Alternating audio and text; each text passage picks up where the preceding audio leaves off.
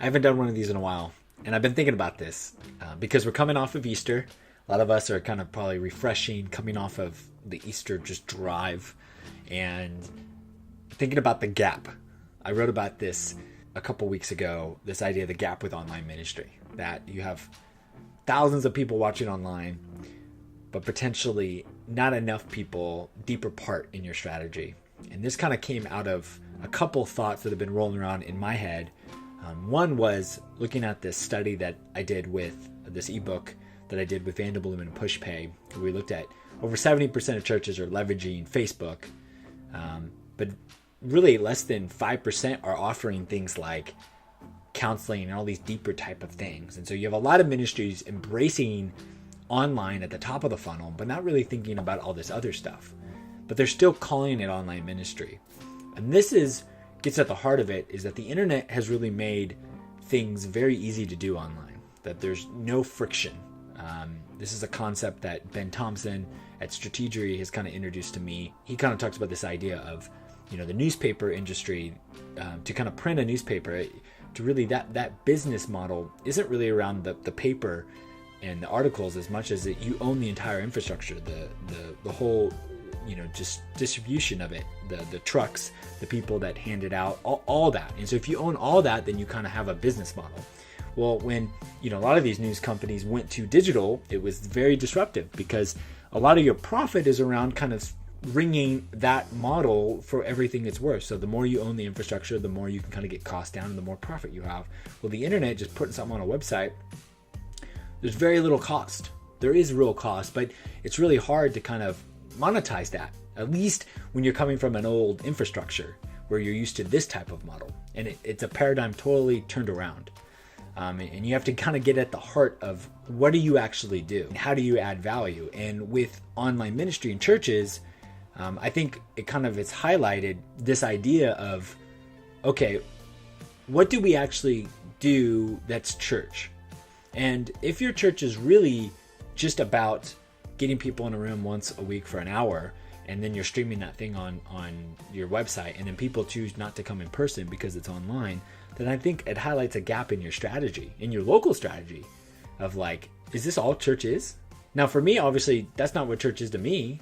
Church is this thing I go to. It's also this thing, it's couples that are like we're doing life with and we vacation with and we talk about it. We've been highs and lows together. It's all this stuff. And just because you put one part of it online doesn't replace the whole thing. And that's why this frictionless type of internet thing that's been happening over the last, 15, 20 years is I think it actually makes us have to do church better. And we have to have honest conversations about these gaps that have arrived in our strategy. And some of us have big gaps and some of us have little gaps. And I think it kind of goes at the heart of what are we actually trying to do or trying to accomplish. And so next time someone says, how big is your online ministry? Don't get wrapped up in that big number, because really what the internet allows you to do is it allows you to get more focused and targeted. And it's not about the size of the crowd anymore. It's about how loyal they are. It's about what can you get those people to do.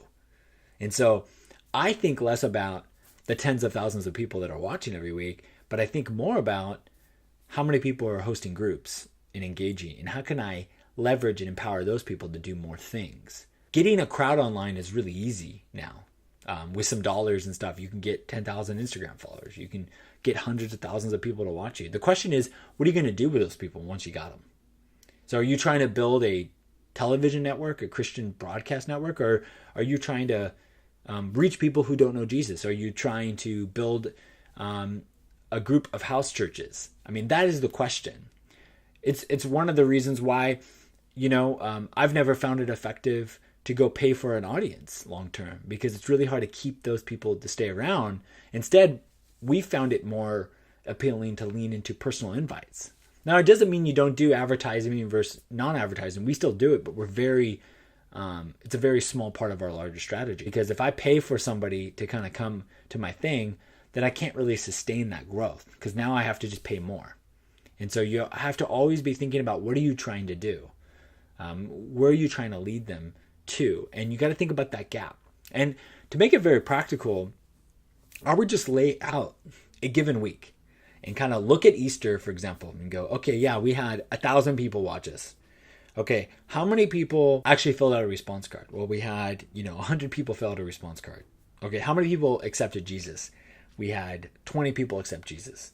How many people are going to move from one of our Easter services online to physical? Now, that might take some follow-up after the fact. We can go, oh, wait, 5 people.